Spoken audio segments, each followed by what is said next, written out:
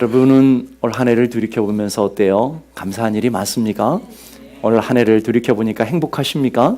아니면 지긋지긋한 한 해였어, 정말 불행한 하루였어, 이런 마음으로 하나님 앞에 예배를 드리고 있습니까? 데이빗 소제르라고 하는 분이 피할 수 없는 하나님이라는 책에 보게 되면 교도소와 수도원의 차이를 얘기하는데, 그 차이가 뭐냐면 불평하느냐 감사하느냐에 따라서 수도원이 교도소가 될 수도 있고 교도소가 수도원도 될 수 있다라는 거예요. 오늘 여러분의 가정도 마찬가지입니다. 어떤 문제가 있느냐, 어떤 삶의 어려움이 있느냐, 여러분의 삶의 형편에서 어떤 인생의 어려움이 있느냐가 문제가 아니고, 오늘 여러분의 삶의 그것을 바라볼 때에 불평하며 살아가느냐, 아니면 그것을 기쁨으로 받고 감사함으로 받고 감사하며 살고 있느냐. 그러면 오늘 여러분의 삶이 감사로 충만한 삶을 살고 있다면 여러분 분명 천국의 삶을 살아가고 있을 것입니다. 그러나 어떤 상황에서 여러분의 삶이 늘 만족하지 못하고 불평 가운데 있다면 여러분은 아무리 좋은 것을 주어도 지옥과 같은 그런 삶을 살게 될 거라는 거예요. 찰스 징크스라는 분이 이런 얘기예요. 낙관주의와 비관주의는 기억의 차이에서 나타난다. 낙관주의와 비관주의가 있는데 그건 기억의 차이다라는 거예요. 누구에게나 인생에는 성공과 실패가 함께 존재하지만, 오늘 여러분 인생을 보세요. 여러분 성공만 있어요? 실패만 있어요? 굳은 일만 있습니까? 좋은 일만 있습니까? 그렇지 않잖아요. 다 더불어서 우리가 살아가는데, 낙관주의자는 과거의 성공과 승리를 기억하고 희망찬 미래를 기대하고, 이게 낙관주의고, 그리고 비관주의는 과거의 상처와 실패를 기억하고 음울한 미래를 예상하며 살아가는 삶.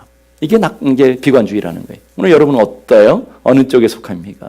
여러분이 정말 믿음 가운데 하나님이 주신 은혜를 붙들고 하나님이 예비하신 약속들을 바라보면서 우리에게 주시는 하나님의 큰 은혜를 소망하며 여러분 안에 기쁨과 감사로 살아가고 있다면 여러분은 영적인 천국을 누리고 있는 줄로 믿습니다. 그렇다면 오늘 한 해 여러분이 마음에 새기고 기억하는 것이 도대체 어떤 것이냐 하는 거예요. 오늘 우리 추수감사절 주일 예배를 드리면서 과거를 이렇게 한번 돌이켜보는 거잖아요. 우리의 삶에 왔던 우리의 발자취, 이력들을 우리 한번 이렇게 돌이켜보면서 그때마다 하나님이 우리에게 얼마나 큰 은혜를 주셨는지, 축복을 주셨는지를 돌아보는 시간인 줄로 믿습니다. 그럼 우리는 왜 감사해야 되느냐? 2절 보니까 여호와의 속량을 받은 자들은 이같이 말할지어다. 여호와께서 대적의 손에서 그들을 속량하사. 뭔 단어가 반복되는 단어가 있죠. 속량이라는 단어. 이 속량이라는 히브리어는 무엇인가 종되었던 데서부터 건져내는 그런 단어예요. 종되었던 사람들을 건져내 주는 것. 그런데 종됐던 사람을 그냥 건져주지 못하잖아요. 여러분이 생각해 보세요.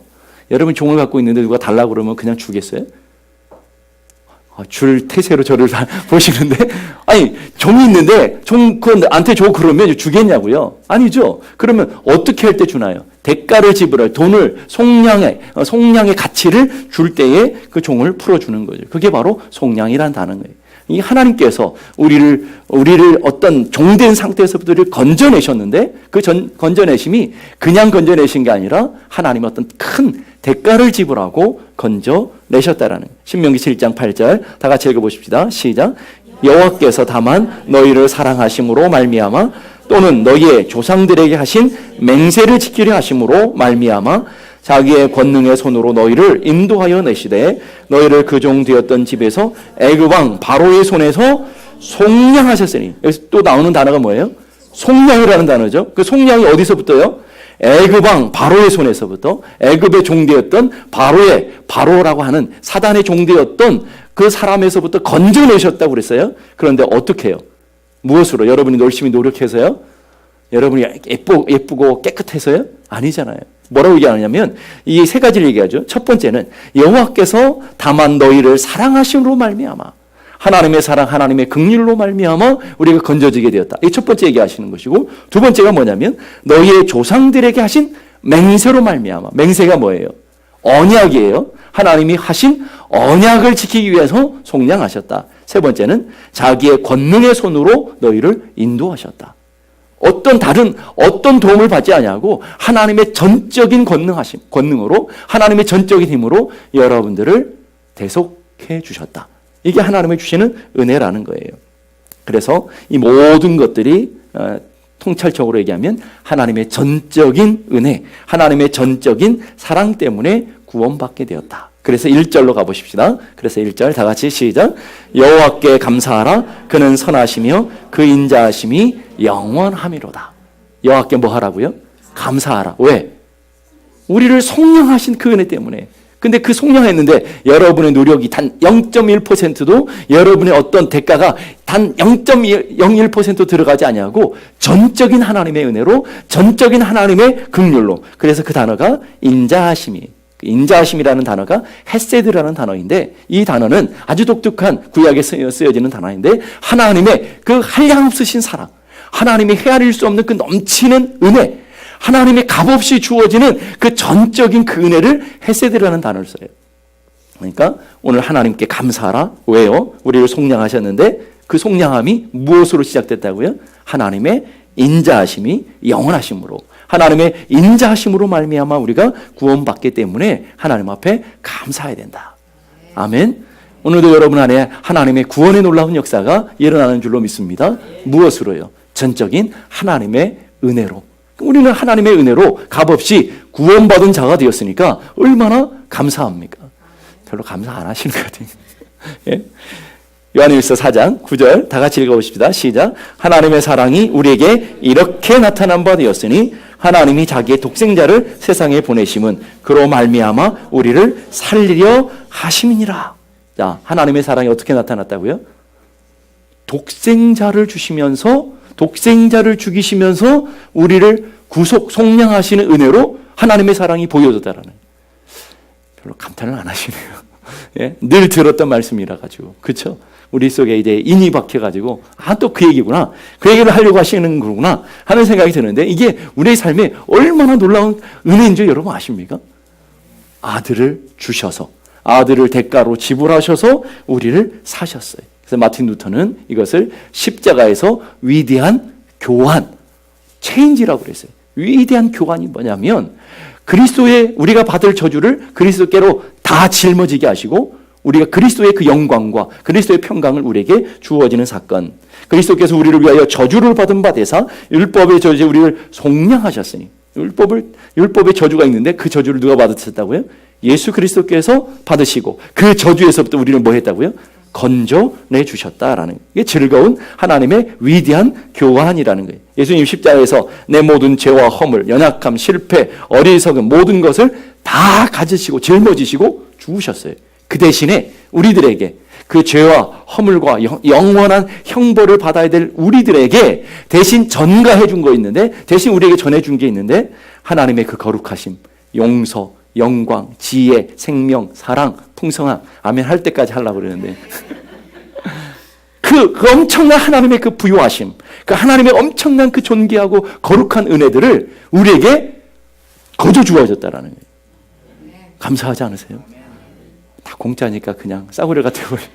이게 얼마나 큰 감사냐라는 거예요. 그래서 하나님이 이렇게 십자가에서, 이 앞에 보이는 십자가에서 위대한 교환을 하셨다라는 거예요. 주님은 죽으시고 우리를 살리시고, 주님이 저주를 받으시고 우리에게 영원한 축복을 허락하시고, 주님이 영원한 형벌과 심판을 받으시고 우리에게 생명을 주시는 위대한 교환이 일어난 것. 그래서 여호와께 감사하라, 여호와께 감사하라 얘기하는 거예요.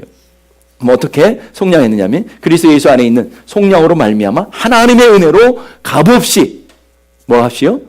값없이 우리에게 주어졌어요. 어떻게 해요? 하나님의 은혜로 말미암아 값없이 주어졌다. 근데 그 은혜가 어떻게 하냐면, 은혜가 풍성함을 따라, 정말 헤아릴 수 없는 그 풍성함을 따라 하나님께서 우리를 속량하셨다. 그래서 우리를 하나님의 자녀로 삼아주셨다. 제가 지난 한 주 동안에 추수감사주일 이렇게 설교 준비를 하면서 계속 영상을 봤던 영상이 있어요. 뭐냐면 유튜브에 들어가 보면 우주의 크기, 우주의 크기, 요즘 새로 나오는 이론들이 많아가지고 우주의 크기가 얼마나 큰지를 10분짜리 영상들이 있는데 그걸 보다가 기가 막힌 거예요. 이게 하나님의 만드신 이 세계가 얼마나 크고 광대한지, 정말 그 하나님의 크기가 얼마나 위대한지 상상을 초월하는 거예요. 상상을 초월하는. 그런데 하나님의 사랑이 그 우주보다도 훨씬 더 크시.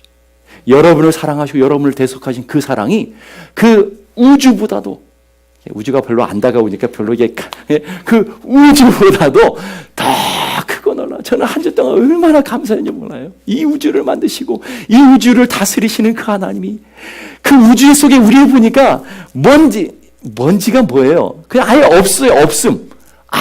지구도 없음이에요. 지구도 아예 존재가 없어요. 그냥 점 하나도 아니라니까요.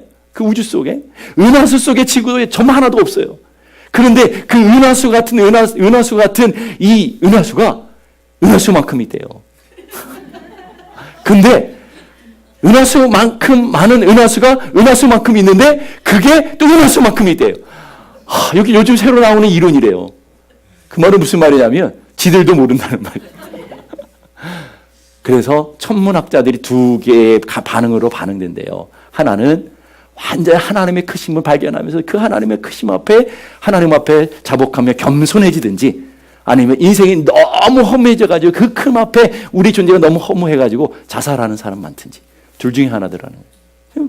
우리는 그 하나님의 크심을 발견할 때마다 우리는 뭘 발견해요? 하나님 정말 우리를 사랑하시는 그 사랑이 하늘을 두루마리 삼고 바다를 먹물 삼아도 다 기록할 수 없다니까. 그 하늘이 어떤 하늘이에요? 여러분이 그 상상하지 못하는 그 저 너머의 하늘까지 두루마리 삼아도 기록할 수 없는 하나님의 사랑. 얼마나 위대한 사랑이냐라는 거예요.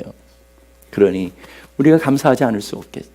그럼 내가 무엇이고 한데 나를 기억해 주시고 이 우주 속에 우리는 이 우주 속에 지구가 아니 이 우주 속에 태양계도 점만호도 지나지 않는데 얘는 별로 감이 안 올 거예요.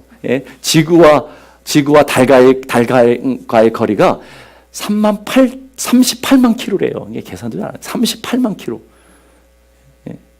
잘 안 오죠? 지구와 달과의 거리가 그런데 여러분 태양계의 거리가 얼마나 크겠어요? 그런데 그 모든 우주를 오늘도 하나님께서 다스리시고 만드실 뿐만 아니라 다 다스리시고 다 운행하시는 그 하나님이 이 땅의 미물보다도 적은 우리들을 하나님이 기억해 주셨어요. 그런 나를 위해서 천하보다 더 크신 하나님 그분이 십자가에 와서 죽으셨다. 이게 얼마나 큰 감사냐고요. 여러분이 그 은혜를 생각하면 감사할 수밖에 없는 줄로 믿습니다. 그래서 어느 목사님이 설교를 하시다 말고 이런 성도들에게 물어보는 거예요. 이 세상에서 그래서 제일 복 받은 사람이 누굴까요? 그랬더니 성도들이 접니다. 우리도 해볼까요? 이 세상에서 가장 복을 받은 사람이 누굴까요? 저요. 예. 알긴 아시는 거죠? 예. 오늘 우리가 하나님 앞에 얼마나 복을 받는 사람이에요. 뭐 건강 좀 없다고 물질 좀 없다고 우리가 그렇게 기죽을 사람들이 아니라니까요. 이 하나님이 우리를 향한 사랑 하나님의 우리를 향한 그 은혜가 얼마나 크고 얼마나 놀라운지 그 은혜 알면 우리가 그 세계 속에 들어가면 하나님을 찬양할 수밖에 없고 감사할 수밖에 없다라는 거예요. 그래서 그것으로 끝나지 않죠. 3절 보니까 동서남북 각 지방으로부터 우리를 모으셨도다. 모으셨다. 각 지방에 흩어져 있는 사람들을 모았다가 뭐예요? 교회라는 말이에요, 여러분. 흩어져 있는 사람들을 모으다. 교회라는 단어, 에클레시아라는 단어가 밖에 흩어져 있는 사람들을 불러서 모으다라는 말이잖아요. 이게 바로 오늘 우리들을 하나님께서 이렇게 불러 모아주셨어요. 에베소서 2장 12절 13절 다 같이 보십시다. 그때에 너희는 그리스도 밖에 있었고 이스라엘 나라 밖의 사람들이라 약속의 언약들에 대하여는 외인이요 세상에 소망이 없고 하나님도 없는 자이더니 이제는 전에 멀리 있던 너희가 그리스도 예수 안에서 그리스도의 피로 가까워졌느니라. 이 말씀이 무슨 말씀인지 아시겠어요? 여러분에겐 구원이 없던 자녀들, 너희들은 복도 없던 자들이, 너희들은 외인, 이방인이었고 너희들은 아무 소망이 없는 아무 은혜 밖에 있었던 무리들이라는 말이에요. 그러니까 여러분 구원받을 자격이 하나도 없었던 사람들이라는, 별로 놀라지 않으시네요. 예? 그 외인이요, 이방인이요, 그때에는 나라 밖에 있던, 하나님 나라 밖에 있던 사람들인데 그러다 어쩌다 우리가 은혜를 받았다고요? 멀리 하나님으로부터 멀리 떨어졌는데 얼마큼 멀리 떨어졌냐면 우주 끝에서 끝만큼, 동이 서에서 먼 만큼, 이게 뭐예요? 우주에서 우주 끝만큼 멀리 떨어져도 하나님과 아무 상관없었던 우리가 어떻게 했다고요? 그리스도 피 하나로 가까워졌다. 얼만큼 가까워졌어요? 어느 만큼?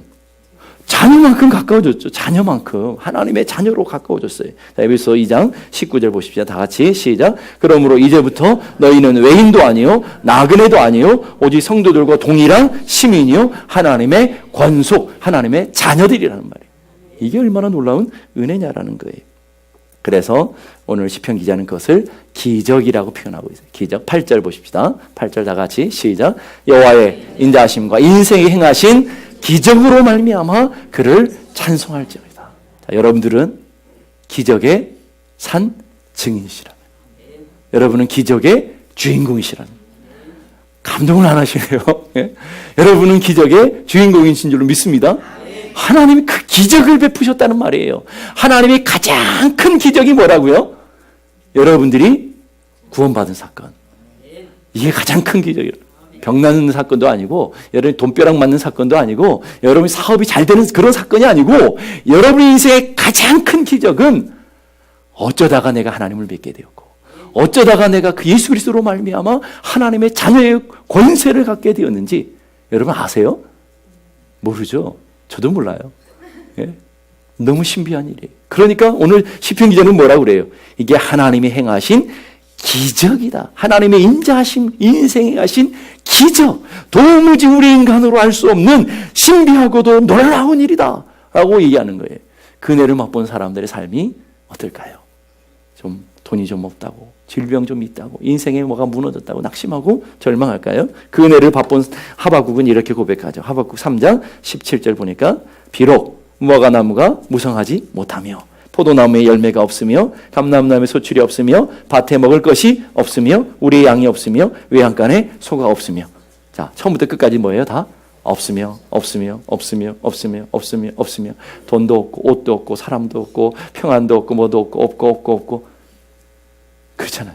다 없으며 그런 극한 공황 상태. 공황이잖아요. 텅 빈 것 같은 공황 상태인데도 불구하고 하박국은 원망하지 않죠.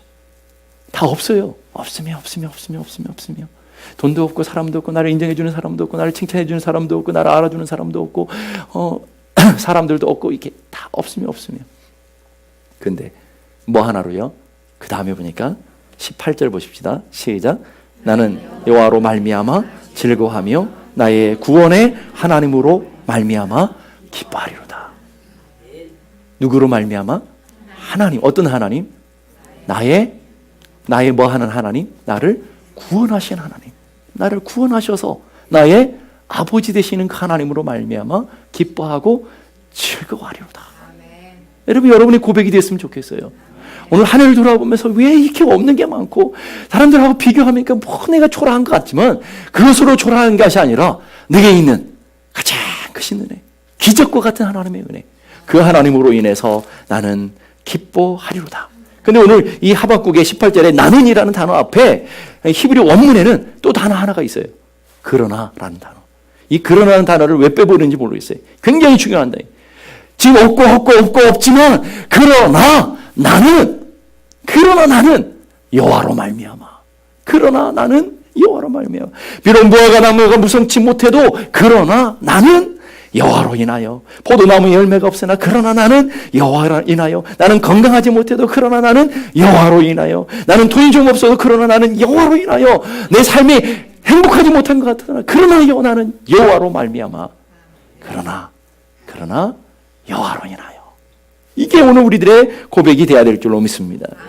철학자 베이컨은 아는 것 힘이라고 그랬어요. 소페나워는 권세가 힘이라고 그랬어요. 그러나 하나님의 백성들은 여호와가 힘인 줄로 믿습니다. 나는 여호와로 인하여 만족합니다. 여호와로 인하여 족합니다. 이것이 오늘 추수감사절 예배를 드리며 우리가 고백하는 그 은혜라는 거예요. 여러분 다 잃어도요. 여러분의 생명이 잃어버리는 그 순간에도요. 여러분 절대 잃어버리지 않는 게 있어요. 그리스도의 사랑에서 끊을 것이 없느니라. 믿습니까? 그리스도의 사랑에서 우리를 끊을 것이 이 땅에 죽음마저도 우리를 그리스도의 사랑이 끊을 수 없다는, 이게 얼마나 놀라운 감격의 시간이에요. 이게 얼마나 놀라운 은혜냐는 거예요.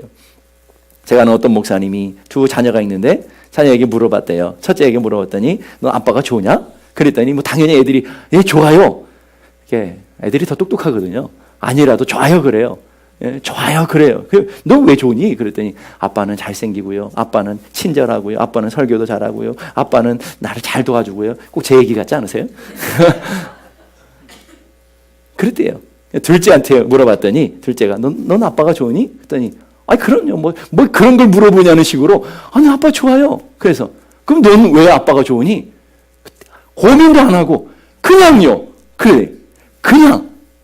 왜 그냥인데? 그래. 아빠가니까 그냥 좋아요. 뭐 나에게 뭐 더 잘해주고 뭐 안 해주고 이게 아니고 아빠로 존재하는 그 자체가, 나에게 아빠로 있다라는 그 자체가 너무 좋아요. 이렇게 고백했다라는 거예요. 여러분에게 얼마나 이쁜 고백이에요.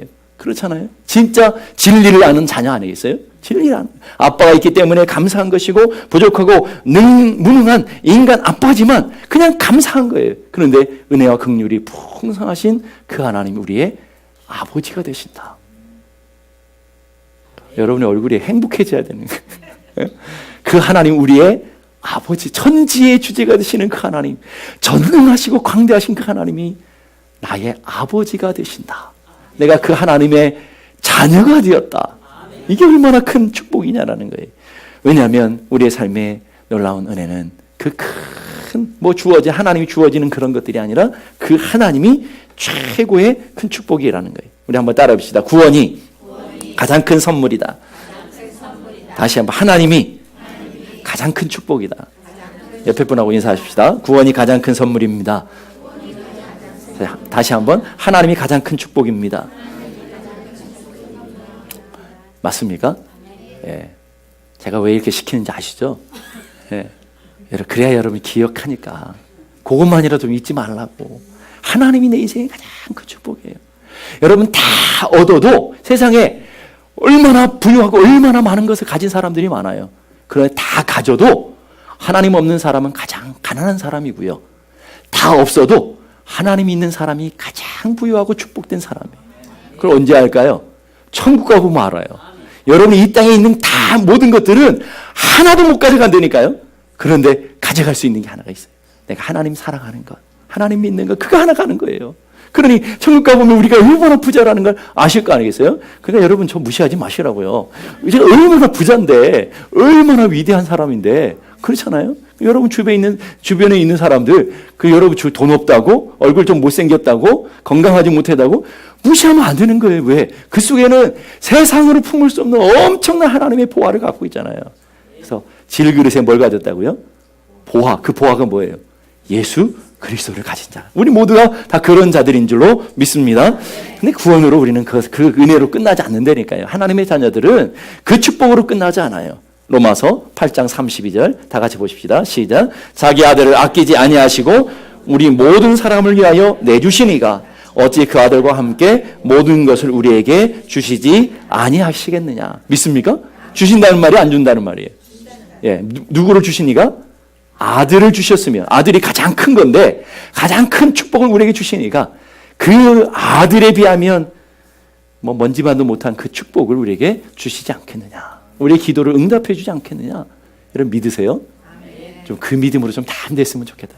여러분 안에 그 믿음이 있었으면 좋겠어요. 그러면서 마태복음 7장 11절 보니까 다 같이 시작. 너희가 악한 자라도 좋은 것으로 자식에게 줄 알거든 하물며 하늘에 계신 너희 아버지께서 구하는 자에게 좋은 것으로 주시지 않겠느냐. 자, 앞에는 모든 것이라고 얘기했어요. 아들과 함께 모든 것을 주시는데 오늘 그 모든 것을 어떤 것이라고요? 좋은 것. 좋은 것. 모든 우리 하나님이 주시는 것은 다 좋은 거예요. 아멘. 고난도 좋은 거예요. 아멘. 예, 싫죠? 그래서 하나님께서 주시는 모든 것은 선함에, 하나님 주시는 모든 것이 선함에 뭘로 받으면? 감사함으로 받으면 버릴 것이 없나니. 자, 오늘 여러분의 인생에 고난도 왜 우리에게 주신 선물이고 유익한 거냐면 여러분에게 필요하시니까 주셨죠. 과거에 여러분 돌이켜보세요. 그렇게 철부지 자충무돌 얼마나 우리가 그렇게 살았어요? 그런데 고난을 통해서 깎아지고 깨지고 그래서 요 모양 그래도 요 정도라도 된 게 그 고난 때문 아니에요, 여러분? 그렇잖아요. 그러니까 그 고난이 내게 얼마나 큰 축복이냐고요. 그러니까 하나님께서 주시는 모든 것들은 다 선한 거예요. 좋은 것이라고 그랬잖아요. 다 좋은 것이에요. 자녀들에게 좋은 것 주시지 않겠느냐. 오늘 여러분 아버지 되신 하나님이 여러분에게 좋은 것 주시는, 모든 것을 책임지시고 모든 것을 주시는 하나님이신 줄로 믿습니다. 이것을 딱 조약하니까 주책이에요, 주책. 예? 주가 책임지는 사람. 예? 옆에 분하고 인사하실까? 당신은 주책입니다. 꼭 이런 거 할 때 좋아하시더라고요. 예. 당신은 뭐라고요? 주책. 그냥 그 주책 맞은 주책이 아니고 주님이 책임지는 사람이다. 이런 자부심이 좀 있었으면 좋겠어요. 우리는 하나님의 자녀입니다. 맨날 믿음으로 하나님 자녀입니다. 자녀입니다. 그러는데 내 삶의 현장으로 가보면 하나님과 전혀 동떨어진 삶을 살고 있잖아요. 하나님이 모든 좋은 것을 주시겠다고 약속하셨고 하나님 우리를 책임지시겠다고 약속하셨는데 우리의 삶을 보게 되면 전혀 하나님과 상관없는 삶을 살잖아요. 우리 좀 기억하자라는 거예요. 아, 내가 주님이 책임진 주책이구나. 이것을 우리 좀 기억하자라는 거예요. 부모는 자녀들에게 좋은 것 주길 원하시죠. 그렇죠? 부모된 여러분들 한번 생각해 보세요. 부모는 자녀들에게 좋은 것 주고 싶어요. 그렇잖아요. 9절 보십시다. 9절. 그가 사모하는 영혼에게 만족을 주시며 줄인 영혼에게 좋은 것으로 채워주심이로다. 그냥 주시는 것도 아니고 간칠나게 우리는 무능력해가지고 줄 수도 없어. 자녀들이 원하는 걸 못 줘요. 그렇잖아요. 자녀들이 원하는 걸 못 어떻게 주겠어요. 그런데 하나님은 전능하신 하나님인데 그냥 주시는 게 아니라 만족하게 주시는, 채워주시는 하나님. 이게 우리가 믿는 하나님이신 줄로 믿습니다. 그러면서 우리에게 주시는 놀라운 축복의 선물이 뭐냐면 기도라는 거예요. 하나님의 자녀들에게 놀라운, 하나님 구원받은 자녀들에게 주신 놀라운 선물, 또 다른 선물이 뭐냐면 기도예요. 기도. 뭐가 기도가 선물이야. 기도가 무거운 거 어려운 거지. 이렇게 생각하시는 분들은 기도가 뭔지 몰라서 그래요. 기도는 하나님의 백성들이 살아가는 가장 놀라운 무기이면서 하나님이 허락하신 가장 놀라운 언약이면서 하나님이 우리에게 주신 가장 놀라운 축복 중에 하나라는 것. 하나님의 자녀들에게만 주시는 축복이에요. 여러분 옆에 있는 옆집에 있는 자녀가 와서 뭐 구하면 신경도 안 쓰잖아요. 그런데 내 자녀가 구하면 어때요? 좀 어떻게 해결해 줘야지? 고민하고 염려하는 거예요. 내가 염려하고 내가 걱정하는 것이 아니라 그것을 아버지 손에 갖다 올려놓으면 나는 편히 잠자지만 아빠는 뭐예요? 근심하죠. 이걸 어떻게 해줘야 되나? 이게 아버지의 마음 아니겠어요? 근데 하나님도 마찬가지잖아요. 하나님의 자녀들에게 좋은 거 주시기 원하시는데, 책임져 주시기 원하시는데, 그러면서 우리에게 주시는 놀라운 통로 하나를 허락하셨는데, 놀라운 마스터키를 하나 주셨는데, 그 마스터키가 뭐라고요? 뭐라고요? 기도라고요. 근데 왜 안 하시죠? 그 놀라운 축복을, 놀라운 은혜를, 그 기도가 하나님이 주신 하나님의 자녀들에게만 허락하신 놀라운 축복의 통로라는 거예요. 6절 보십시다. 이에 그들이 근심 중에 뭐하며 여호와께 부르짖음에 기도했더니 그들의 고통에서 건지시고, 고난이 있고 어려움이 있지만 그 속에서 하나님 앞에 기도했더니 하나님이 응답하셨다 하는 거죠. 이 세상에서 가장 불쌍한 사람이 누굴까요? 내가 힘들고 어려운데 도와줄 사람도 없고 의지할 사람도 없고 말할 수 있는 사람도 없고 그런 사람들, 그래서 늘 자기 혼자 염려하고 자기 혼자 인생의 문제를 해결해야 되고 자기 혼자 근심해야 되는 사람, 그런 사람들이 불쌍하잖아요. 그렇죠? 그러니까 여러분 모두가 다 행복한 사람들 아니에요? 여러분 근심이 있으면 저한테 와서 얘기해도 되고, 여러분 얘기 안 해서 그렇지 주변에 있는 사람들한테 다 얘기하고 기도 부탁하고 그러면 다 기도해 주잖아요. 그게 얼마나 행복한 거예요. 근데 하나님의 자녀의 축복은 부르짖음에 주께서 들으시고 건져주시고 응답하시는 하나님의 놀라운 은혜. 그래서 하나님은 7절 보십시다. 바른 길로 인도하사. 저는 설교 준비하면서 이 바른 길로 인도하사는 단어가 굉장히 의미 있게 다가오더라고요. 여러분, 하나님이 어떤 길로 인도한다고요? 편한 길로 바른 길이요. 바른 길? 세상의 길이요? 바른 길이요? 바른 길. 여러분 아시는 거죠? 예? 하나님이 여러분을 인도하시는 길은 편안한 길, 이 땅에 행복한 길, 이 땅에 잘 되는 이런 길이 아니고 하나님 주시는 바른 길로 인도하신다. 이 바른 길이라는 뜻은 가장 알맞은 길, 가장 적합한 길이라는 뜻이에요. 우리가 보기에는 적합해 보이지 않아도, 우리가 보이기는 옳아 보이지 않아도 하나님은 지금 뭘 어떻게 인도하신다고요? 우리의 인생에 가장 적합한 길로, 가장 옳은 길로, 가장 합당한 길로 인도하고 계시더라. 비록 사망의 음침한 골짜기라 할지라도 누가 인도하시면? 선한 목자이신 주님이 인도하시면 그 길이 바른 길인 줄로 믿습니다. 비록 광야 같은 길이라 할지라도 그 길이 하나님이 인도하시는 길이면 그 길이 바른 길이고 가장 적합한 길인 것을 믿습니다. 오늘 여러분 인생에 그 믿음이 있어야 된다는. 오늘 여러분이 신앙생활을 하면서 이런 일 저런 일 당할 때 왜 나만 당하는 고난입니까? 왜 나에게만 이런 일이 계속 일어나? 우리는 그렇게 탄식하잖아요. 그런데 우리는 그 앞에 있는 일들을 모른다고요. 하나님 예비하신 그 일들을 모른다고요. 그 장애물을 통해서 우리가 가야 하는 길들을 피하게 하시는 것들을 모른다고요. 그러니까 우리 하나님 원망하시는데, 하나님은 우리가 고통 가운데 있을 때 부르짖음에 우리에게 응답해서 건져주시는데 어디로 인도하신다고요? 바른 길로 인도하신다고요. 하나님 보시기에 가장 적합한 길로 인도하신다고 있다고요. 그러니까 우리 삶의 모든 것들이 다 잘 되고 있다. 제가 금요일 날 그런 말씀 드렸죠. 우리 하는 모든 일들이 다 잘 되고 있는 일이다. 우리 한번 따라해 보실까요? 잘 되고 있습니다. 옆에 분하고 인사하십시다. 잘 되고 있습니다. 다시 한번, 모든 것이 다 잘 되고 있습니다. 아멘. 모든 것이 하나님의 뜻 가운데서 우리는 잘 되고 있어요. 우리가 모를 뿐이지 우리는 그것을 볼 수 있는 믿음, 받아들이고 우리가 품을 수 있는 믿음을 갖는 하나님의 사람들이 다 되기를 주님의 이름으로 축복합니다. 근데 문제는 이 모든 것들을 우리는 당연시하더라는 거예요. 이게 가장 문제죠. 당연시. 우리가 이런 추수감사절 설교, 이 절기 설교가 얼마나 힘드냐면요. 똑같은 설교를 해야 되는 목사들의 고충을 여러분 좀 이해해 주시면 좋겠어요. 제가 이 12년째잖아요. 이거 추수감사 12년 동안에 추수감사 설교를 그것도 여러분 얼마나 많이 했겠어요. 어제는 얼마나 힘들었는지요. 정말. 얼마나 고충이, 절기 설교 정말 힘들어요. 똑같은 설교를 해야 되는데 다르게 해야 되잖아요. 여러분, 똑같은 설교를 똑같이 하면 안 되잖아요. 아, 기억을 못해요. 예, 그럴 줄 알았어요. 예. 예. 그러지 않아도 제가 어제 저희 집사람한테 그 얘기 했는데, 이거 했던 예화인데, 넣었는데 이거 빼야 되는지 그 고민, 뭔가 이게 설교가 딱 안 돼가지고, 옛날 했던 설교가, 예화가 딱 들어가면 좋겠는데, 마음속에 찜찜한 거예요. 예. 못 넣었잖아요. 진작 여러분이 그 얘기 해주셨으면 넣었을 텐데.